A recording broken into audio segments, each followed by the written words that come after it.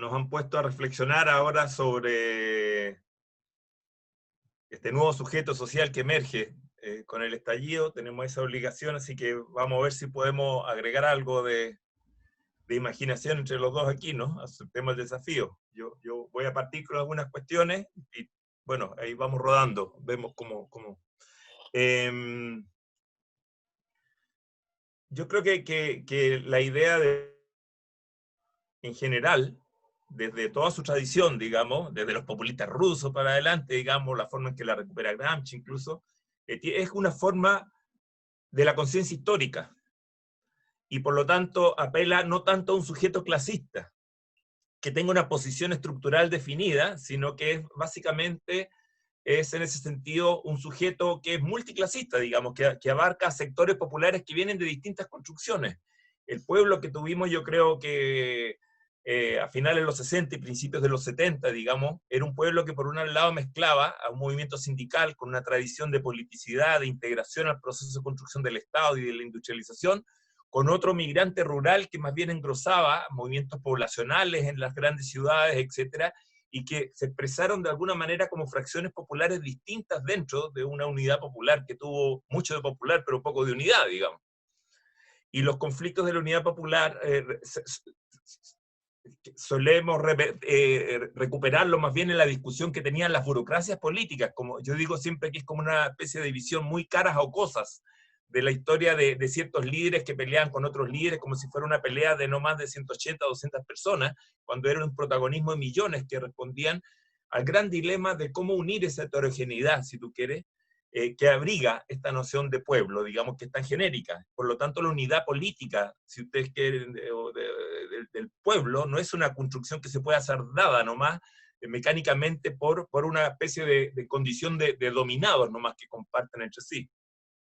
Entonces, me parece que lo que está ahí en octubre, que yo lo insistí bastante, tú lo recogiste mucho con fuerza, me parece, y te lo agradezco en la reseña que hiciste del libro mío, es que emerge un sujeto popular que es propio de una transformación capitalista gigantesca de prácticamente ya casi medio siglo, ¿no? Y que por lo tanto también mutó, si tú quieres, las bases del paisaje o de la geografía social, los sociólogos diríamos de la estructura de clase, digamos, ¿no? Desde donde surge estas nuevas configuraciones sociales de este nuevo pueblo, que es una nueva pobreza, que es una pobreza que algunos llaman por miseria, por decirlo de alguna manera, que ya no es la vieja pobreza descalza. Bueno, ahora con la pandemia estamos volviendo a una pobreza, habrá que ver qué va a pasar, ¿eh?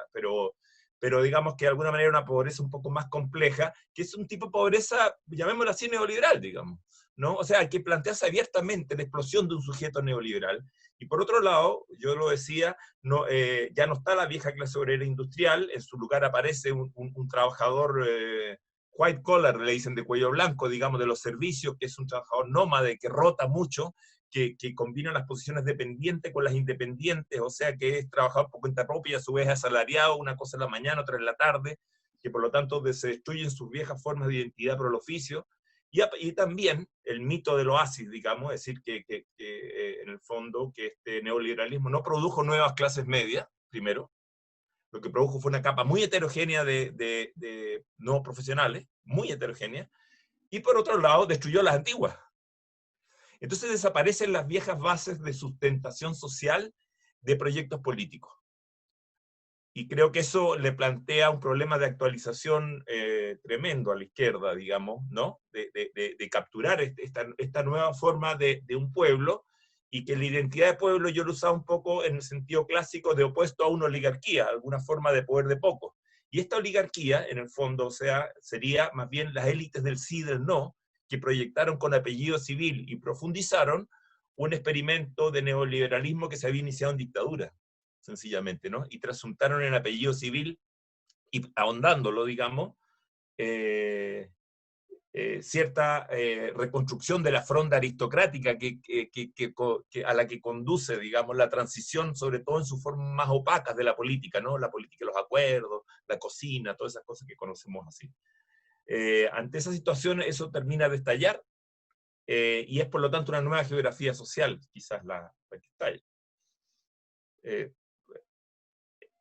Eso configura, me parece a mí, un escenario de actualización de los idearios de emancipación muy fuerte ante un capitalismo también que ha cambiado, ¿no?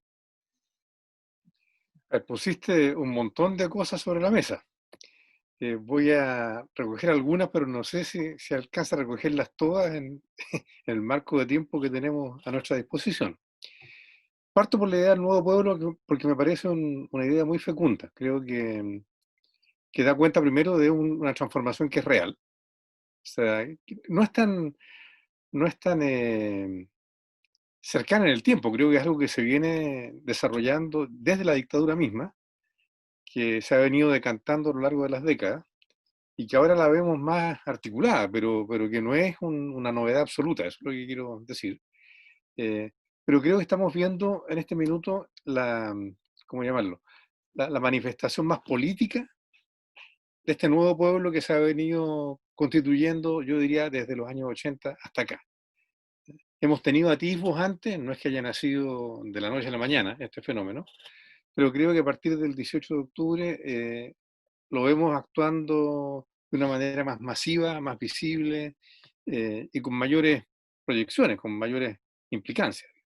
Entonces, creo que es un correcto primer paso eh, caracterizar mejor este nuevo pueblo.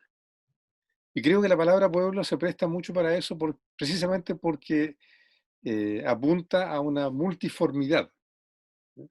La palabra clase tiende a ser más restrictiva. ¿Ya? Después, si quieres, podemos conversar sobre las ventajas o desventajas, tanto analíticas como políticas, que tiene uno y otro concepto.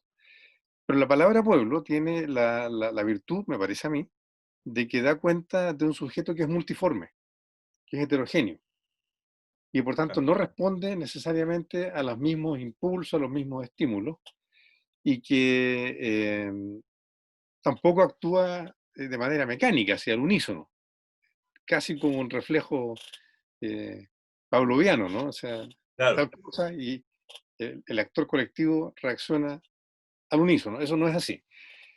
Y creo que es saludable que tengamos siempre presente que estamos hablando de un sujeto que no es un sujeto, sino que es un sujeto que tiene muchas caras, muchas expresiones, cuyos intereses o cuyas adscripciones no son necesariamente las mismas, y que por lo tanto no puede satisfacerse o convocarse eh, a partir de propuestas simples, unívocas.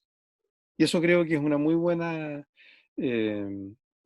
ayuda a memoria, una muy buena interpelación a tener presente cuando uno quiere, primero, entender y segundo, de alguna forma, acompañar, ¿no es cierto?, lo que va a ser la actuación política ya más decidida de este nuevo pueblo. Así que partiría primero por saludar, como se decía antiguamente, esta propuesta, esta formulación del nuevo pueblo, y por plantear de que una vez que uno reconoce eso, el paso siguiente es caracterizarlo. Y, sobre todo, desde una perspectiva de izquierda, diferenciarlo de lo que era el antiguo pueblo, que llegó hasta el año 73, que de alguna manera sobrevivió a duras penas durante la dictadura, pero que finalmente el propósito de la dictadura era desmantelar ese antiguo pueblo Claro. para que no pudiese volver a constituirse en una amenaza para el orden capitalista. Eh, y todo el libreto que desarrolla la dictadura en sus 17 años de existencia y que se proyecta hacia la postdictadura, tiene como objetivo fundamental eso, el desmantelamiento, la destrucción de ese antiguo pueblo y su reemplazo por otra cosa. Y en eso la dictadura, hay que reconocerlo, tuvo éxito. O sea, lo consiguió. El pueblo que emerge de la dictadura no es el mismo pueblo que entra a la dictadura. Y ese pueblo que emerge de la dictadura, contrariamente a las expectativas de algunos sectores, sobre todo de la izquierda, eh, no es como que pueda volver a foja cero, o sea, Exacto. retomar eh, el libreto desde el 11 de septiembre para adelante, como si no hubiera pasado nada entre medio. Y eso le genera problemas serios a la izquierda de posicionamiento, de comprensión de la situación política, de conexión con las bases sociales y de elaboración de una nueva propuesta, de un nuevo proyecto que permita, de alguna forma, direccionar las carencias, las necesidades, las demandas y los desafíos que tiene este nuevo pueblo, porque si bien hay que insistir en que el nuevo pueblo no es el mismo que el antiguo, igual es un pueblo muy carenciado, muy precarizado, con demandas y reivindicaciones muy legítimas y muy numerosas. Y por lo tanto, la tarea histórica de la izquierda, que era de alguna forma hacerse cargo, conectarse con, darle voz a esas demandas de justicia social, de dignidad social, de igualdad, en fin, eso se mantiene vigente. Pero se mantiene vigente como, llamémosle, como valores articuladores de la acción de izquierda, se mantiene vigente frente a un sujeto que ha cambiado. Y por tanto, el llamado que haces tú eh, a, a posesionarse plenamente de este cambio creo que es muy oportuno y muy necesario, sobre todo ahora que por primera vez en 30 años se está viendo la, la, la opción real de transitar hacia cambios más de fondo. Por tanto, hay una coyuntura que es muy favorable, muy propicia, pero cuyo desenlace, como siempre en la historia, no podemos prever y que va a depender mucho de lo que se haga y lo que se diga en esta semana y en estos meses. Eh, Así que cierro esta primera parte mía, digamos, diciendo que sí, que la idea del nuevo pueblo es muy fructífera y que tenemos que avanzar rápidamente hacia una caracterización y una comprensión lo más ajustada posible a la realidad de lo que es ese nuevo pueblo, para saber cómo puede o cómo va a actuar políticamente, que es uno de los grandes interrogantes y desafíos de este minuto, de esta coyuntura. Mira, también me surgen un montón de cuestiones. Vamos a ver si nos resulta esto, podemos hacer una serie de programas. Vamos a ver cómo le va esto. Porque esto es, la verdad que da para mucho. Pero yo creo que lo relevante de esta conversación, primero, para ponerle su anclaje en la actualidad, aparte de la revuelta social sobre la que tenemos absolutamente esta conversación que está absolutamente latente, digamos, ¿no? Está también, yo creo que la advertencia de que los procesos de alianzas políticas que en este momento se empiezan a jalonar producto de no volver a repetir un gobierno de derecha, no pueden ignorar de alguna manera el desarrollo de este tipo de luchas sociales. No se pueden hacer de alguna manera desconociendo entonces este tipo de emergencias sociales, de lo contrario vamos a caer en una reducción de arreglos burocráticos, no más sencillamente es que no van a resolver ningún tipo de horizonte de transformación como los que están instaladas las expectativas de este pueblo, digamos.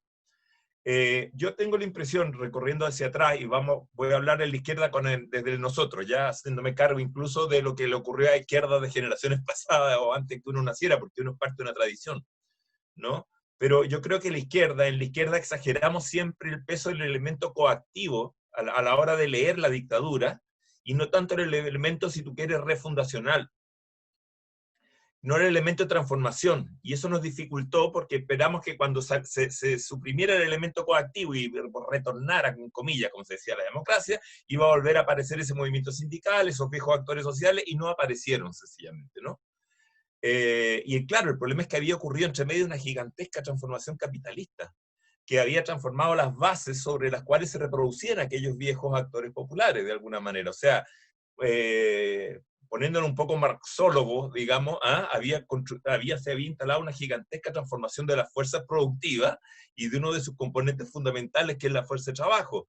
Y como buena izquierda, que a veces cree más en Dios que en Marx, aquí muchas veces nos ocurre que hay que secularizarla, digamos, apostaba solamente al problema de los excesos del poder más que a la esencia del poder, digamos, ¿no? Le hacíamos poco honor, digamos, a esa vieja sugerencia del viejo Marx, digamos, de que si el capitalismo es tan fuerte, no solamente es porque es capaz de evitar lo que no quiere, sino sobre todo porque es capaz de producir lo que quiere. Entonces la dimensión productiva, si tú quieres, en este sentido de la dictadura, para parafrasear un poco, de transformación en el fondo de toda esta geografía, claro, yo creo que se atendió menos y condujo a un desanclaje de la forma en que iba corriendo, digamos, este proceso de reformulación de la fisonomía popular, digamos, de alguna manera. Y por otro lado, yo insisto que la noción de pueblo se construye en un alter, en un conflicto, en una especie de dialéctica del amo y el esclavo, también hegeliano, o sea, los pueblos se constituyen en su enfrentamiento. Entonces aquí se empieza a identificar otra oligarquía. Si aquel pueblo luchó contra la oligarquía agraria y en el fondo luchó dentro de un proyecto de modernización posible, digamos, que se extiende durante todo el siglo XX esa lucha, con su izquierda y su proceso en términos de aquello, de la industrialización, etc. Aquí se va configurando otra oligarquía, digamos, ¿no? Otra élite que procede cada vez más a una monopolización, no solo de los ingresos y los patrimonios, sino también de las oportunidades. Entonces, ¿a qué voy con esto, Julio? Volviendo al tema del marxismo, con el cual me interesa también ajustar un poco de cuentas y también de demanda de actualización, digamos, es que hay un dilema entre dos nociones que se discute mucho, que es la noción de dominación y la dominación de explotación. Y para definir al sujeto subalterno en términos de explotación, se tiende más a la identidad clásica que se expresa en términos de clase, de su vínculo a la producción moderna, etcétera, y la forma en que es explotado, digamos. Pero cuando se habla de dominación, y esto es interesante en América Latina, sobre todo habría que leerlo en una clave de exclusión, que no es la clásica dominación que puede haber en Occidente del hombre moderno y del individuo de las democracias representativas, etcétera, con sus otros dilemas, digamos, sino que vivimos en una América Latina que es distinta, y en particular en esta experiencia del neoliberalismo ortodoxo, entonces se reajustan las formas de exclusión. Entonces me parece que el elemento común que tiene esta diversidad de posiciones, si tú quieres clasista, con diversidad de formas de explotación que tiene este nuevo pueblo, lo encuentra en común en una especie de monopolización de esas oportunidades y la exclusión en general que le genera esa oligarquía que yo llamo la oligarquía de cierta élite del sí y del no. No voy a decir que fue toda, pero sí hay una que es Granada que se integra en ese proceso. Hay, si tú quieres ponerlo en una vieja jerga, una recomposición del bloque dominante, digamos, con la transición. Eso es el proceso de la transición, y ante eso empieza a madurar primero en luchas sectoriales, educación, las luchas feministas, las luchas medioambientalistas y opuestas a la cuestión extractivista, etcétera, por las libertades sexuales, por los recursos naturales, por el agua, etcétera, contra las pensiones, hasta que el problema es que en octubre ya todo eso confluye en un solo mar, digamos, ¿no? En un solo mar gigante, donde lo que choca justamente, y no hay una representación puntual, ni común, ni política, es la bandera chilena de luto, ¿no? La que precede a esto como imagen, a una movilización sin oradores, sin la bandera de las viejas, no solo de los partidos políticos, sino de las viejas organizaciones sociales, que representan todavía ciertos tipos de desigualdades, ciertos tipos de forma de diferenciación social, pero que no son los únicos y que no son tampoco más bien los propios que generó este neoliberalismo en su desarrollo posterior, que son una forma distinta de construir otras formas de exclusión, sencillamente, que son las que presiden más bien el estallido, me parece a mí, ¿no? Y que es ahí donde está lo común, si tú quieres, a esa diversidad, o lo posiblemente común, digamos, que podríamos elaborar a esa diversidad, digamos. O sea, cómo el neoliberalismo redefine el problema de la exclusión, distinto a como era en el régimen nacional popular o desarrollista, digamos, que excluía a los que venían migrando con la reforma agraria, el migrante rural, etcétera, ¿no? Y que ahí se generaban otro tipo de tensiones. Ahora es muy distinto, digamos. Entonces este pobre de hoy no es un pobre que vive en una población y que no va a tener de ninguna manera un roce con los puntos neurálgicos de la modernización, sino que al contrario, es un pobre que puede trabajar en el mismo Costanera Center. Es decir, de alguna manera esta expansión capitalista generó una integración desigual, con nuevas formas de diferenciación social, con nuevas formas de exclusión, pero que tiene a esta nueva pobreza de frente con sus nuevas imágenes de modernización, con sus celulares, con sus créditos, con sus, etcétera, ¿no? Con su figuración del consumo. Por eso me opongo también tanto, con esto termino, a esa crítica, si tú quieres, del moralismo antiguo, digamos, a este sujeto que ahora con el 10% se compra un plasma, digamos. Entonces no estamos entendiendo a este nuevo sujeto, digamos. Además está confinado, seguramente tiene niños, tiene que poner un plasma, porque solamente la gente que vive en Vitacura va a tener derecho a tener un plasma. Bueno, si logró recuperar algo de las pensiones que nunca pensó que iba a recuperar porque se las habían robado, ¿no? ¿Por qué no se puede comprar un televisor? ¿Qué es lo que pasa? Además, ese individuo que entra a un mall, mañana va de nuevo a la protesta. Es un dilema que no se agotó solamente en esa caracterización del consumo que se hace en los 90, digamos, un poco, bueno, lo digo como un paso de avance, amistosamente, por ejemplo, que hace Mulián, digamos, que es la crítica solamente al ciudadano credit card, digamos, y que el endeudamiento como el cepo de dominación, digamos. Creo que es mucho más complejo, porque también entonces este individuo genera estrategias de resistencia para insertarse en esas cuestiones sin dejar de construir ahora su propia acción, digamos, es decir, asistir a la protesta, aunque se compre un plasma, ¿no? Sí, a ver, eh, yo creo que habría que recordar dos cosas. Primero, que el neoliberalismo no es un fenómeno solamente chileno, es un fenómeno mundial y por tanto responde a una crisis mundial de ese capitalismo que de alguna forma se redefine, se reconstituye durante el siglo XX por la vía de incorporar y de apaciguar las luchas sociales. Estoy pensando en los estados de bienestar europeos, estoy pensando en el keynesianismo como forma de administración de la economía, estoy pensando en un estado que asume papeles mucho más importantes que el antiguo estado liberal y que se convierte en un árbitro, en un lubricador, digamos, de las contradicciones sociales y en un elemento que de alguna forma reconoce el poder que ha acumulado la antigua clase obrera y que le permite no solo negociar, digamos, de tú a tú con el capital, sino que incluso proponerse tareas mayores, como transitar hacia otra forma de organización económica y social, hacia el socialismo, como se planteó en aquellos años.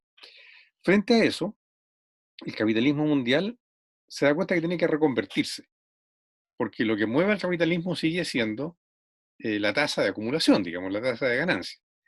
Y las concesiones que le hace el capitalismo eh, al mundo del trabajo, las protecciones que empieza a instalar como una forma de apaciguar los ánimos populares.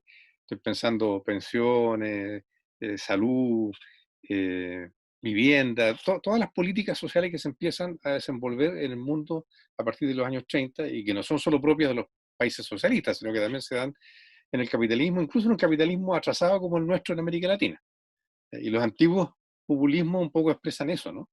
Eh, esta transformación en el rol del Estado en un elemento que arbitra y que apacigua las luchas sociales, no por la pura vía retórica o de la incorporación política de los actores, sino que también por la vía de construir protecciones sociales concretas.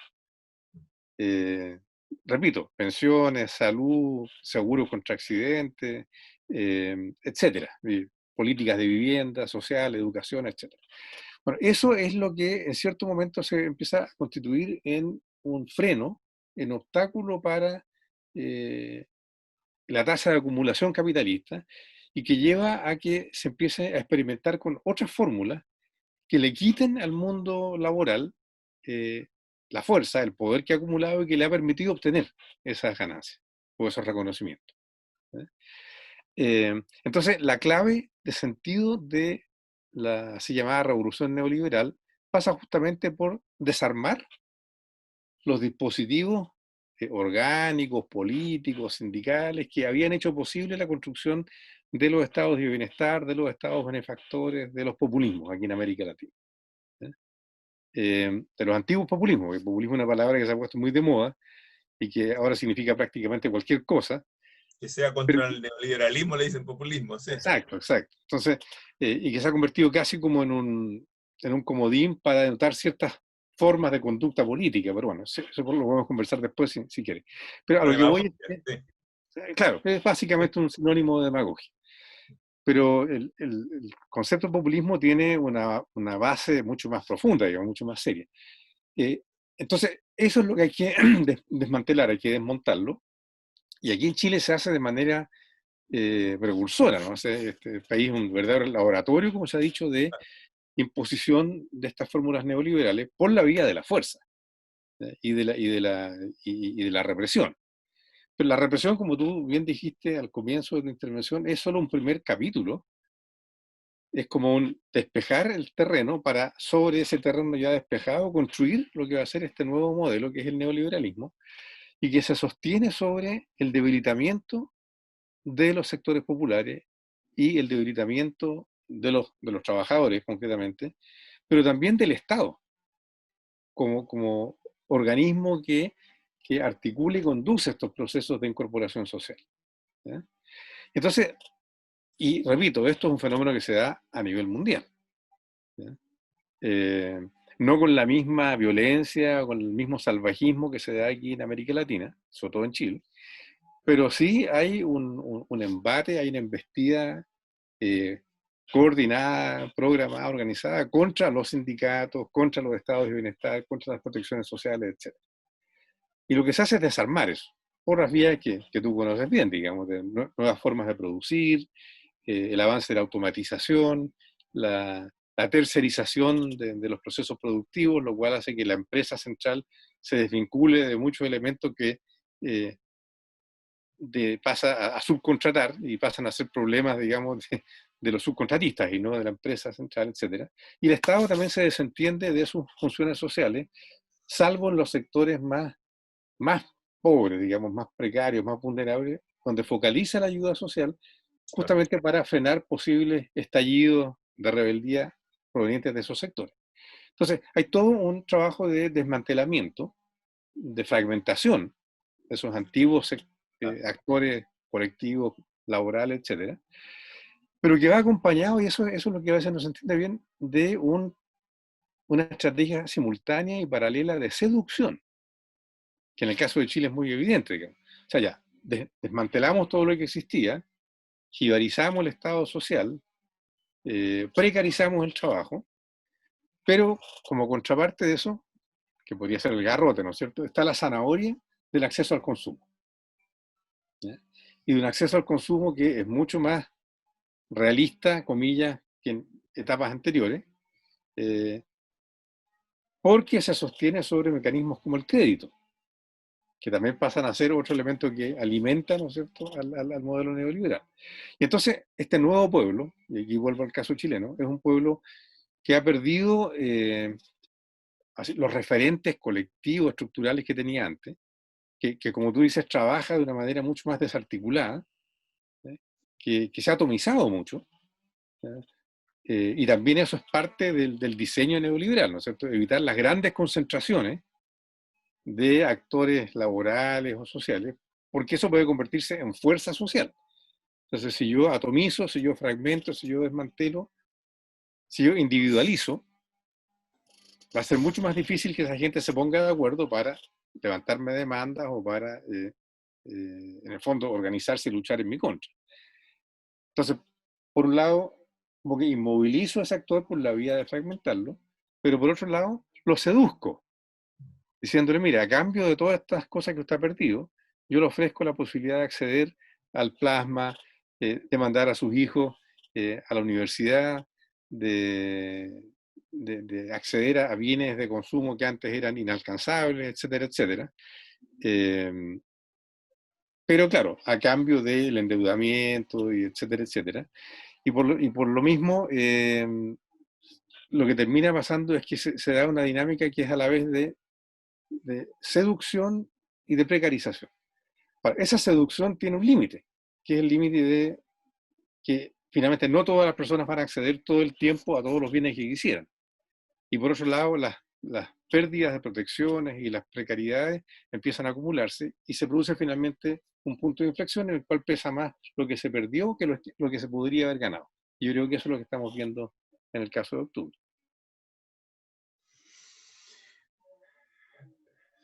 Me surgen un montón de cuestiones, Julio. Vamos a ver si nos aguantan otro programa, porque para poder hacer cápsulas breves. O a lo mejor no, porque hablamos mucho. Claro, pero bueno, eh, ahí dirá el público. Pero yo creo que hay un punto que lo dejaría anotado dentro de muchos, es que de alguna manera en ese ciclo histórico anterior, digamos, en esta mirada de larga duración que tú abres, digamos, propia de tu oficio, ¿no? De la dialéctica de la duración, como dicen ustedes, ¿no? Eh,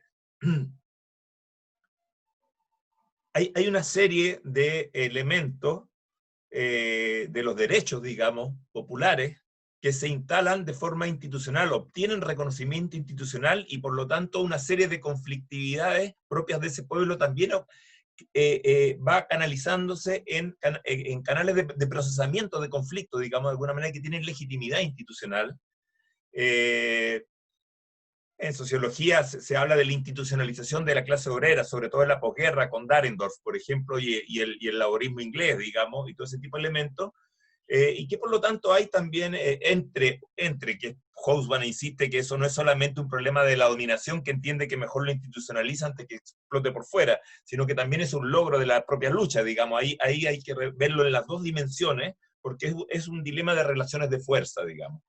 Pero lo cierto, para subrayar, es que el cambio es la negación de todo eso, es el desmantelamiento de todo eso, y entonces desaparece ese estado regulador de relaciones sociales, si tú quieres. Es un estado que entra en un régimen de prescindencia, de regulación de relaciones sociales, en el caso de las propiamente laborales, que son las más antiguamente reguladas, apuesta a lo que el propio Jaime Guzmán apuntaba como un régimen de relaciones laborales autónomas, decía él, ¿no? Entre empleado y empleador, y el Estado se abstiene sencillamente, ¿no? Eh, y eso Es el implica en el antiguo fondo, liberalismo del siglo bueno, XIX. por eso se llama neoliberalismo. Claro, Hayek dice hay que volver al liberalismo, pero hay que ajustarlo, ¿no? claro. Pero el punto es que ahí empiezan a aparecer nuevas formas de diferencias sociales y nuevas condiciones, de alguna manera, de exclusión, entonces, que no tienen una institucionalización en términos del procesamiento de sus intereses y de la representación. Entonces, me parece que ahí es donde explota la demanda de reconocimiento de este individuo. Es decir, de alguna manera ante un leviatán que no lo ve y que lo Sí, niega, sí, puesto en una vieja jerga, diríamos que en el fondo está enfrentando el carácter de social restrictivo de ese leviatán, digamos, de ese Estado, digamos, de alguna manera, que no legitima entonces todas estas nuevas formas, toda esta nueva ontogénesis de conflictos propios de lo que ha sido la multiplicación de formas de exclusión y que sí, instala fragmentación perdona, dentro de lo que antes eran clases homogéneas. ¿Mm? sí, perdona que te interrumpa, Carlos, pero yo le agregaría también hay un tema de pérdida de derechos. O sea, lo que antes se concebía como derechos sociales, que el Estado tenía que cautelar, pasan a ser productos o mercancías que yo Claro. compro. Y, Entonces, y, y este individuo estalla desde los procesos de individuación forzada que ha vivido también, que sí, es otro punto en el cual no puede chocar una crítica moral desde la izquierda porque sería una posición muy cómoda y creo que hasta cierto punto elitista, que apunta más bien a la desvinculación, digamos. Por lo tanto, estamos ante una sociedad ante la cual las respuestas no van a ser simplemente más Estado en todo. De hecho, por ejemplo, en una economía más internacionalizada, lo digo anotando puntos para las próximas conversaciones, como en las que estamos presentes hoy, no es posible solamente alegar como modelo de crecimiento el viejo proteccionismo, digamos. Hay que plantearse una reinserción de la economía local en la economía internacional, pero que no favorezca solamente a unas minorías, digamos. Lo que llama la atención de este panorama es que aparece entonces estas nuevas fuentes de desigualdades sociales que se suman a las viejas, porque las viejas no desaparecen, digamos, pero que aparecen como desigualdades innombradas, sin reconocimiento, que están fuera de las estadísticas oficiales y de los registros, digamos, de alguna manera, de los ministerios. Entonces aparece un individuo, aparece, por ejemplo, aparece el trabajo invisible de la mujer, etcétera, propio de los hogares monoparentales actuales, etcétera, de la desarticulación de la vieja familia tradicional, una serie de elementos que empiezan a confluir en este nuevo mapa social y que no tienen registro delante de los ojos, digamos, de ese Estado, y por otro lado que también forman parte de ese abismo que se constituye entre política y sociedad, esa crisis de representación política en que cae digamos, todavía arrastrando sus patas, pero régimen político de la transición, digamos, de alguna manera. Esta democracia gastada, pseudo-democracia que necesita de alguna manera reformularse y que me parece que va en la agenda de los temas que hay que revisar, digamos, para ir identificando características de esta situación. sí, yo agregaría a eso, tanto de acuerdo con lo que tú dices, que la apuesta ideológica del neoliberalismo es por eh, una profundización y una radicalización del individualismo, y cada cual se las arregle solo, ¿ya? Sin apelar al Estado y sin asociarse con sus iguales para efectos de presión colectiva. Eh, y al hacer eso, si es que no entrega las herramientas para que eso realmente ocurra, lo que hace es poner a la persona en un plano muy inestable, donde el umbral de frustración es muy cercano y cuando se activa la persona se enoja más. Y por otro lado, el neoliberalismo despoja a la persona de todas esas protecciones sociales que se habían creado en el esquema anterior, más estatista, más desarrollista, en fin, y que son fundamentales para la sobrevida, sobre todo de las personas más pobres. Entonces, cuando por un lado se pierden esas protecciones y por otro lado se dice usted arréglesela como pueda, eh, y lo que el sistema te da como para cumplir esa tarea es insuficiente, la posibilidad de que se genere una gran ola de frustración es muy alta. Yo creo que eso es lo que estamos viviendo ahora y por lo tanto hacer un llamado a la recuperación de los derechos sociales en tanto tales como derechos sociales es, por un lado, una de las grandes demandas que está levantando este nuevo pueblo y por otro lado, una de las grandes tareas que esta posible nueva izquierda eh, tendría que asumir para canalizar esta frustración y esta rabia en un camino antineoliberal, que yo creo que es lo que permite empezar a pensar de nuevo en una rehumanización de la sociedad. Planteado justamente el problema de la universalidad versus focalización, digamos, una serie de elementos de los cuales yo creo que una reconstrucción de proyectos políticos se van a tener que abrir paso en esas luchas, digamos, ¿no? Nos encontramos hasta la próxima ronda, Julio. Sí, será hasta entonces.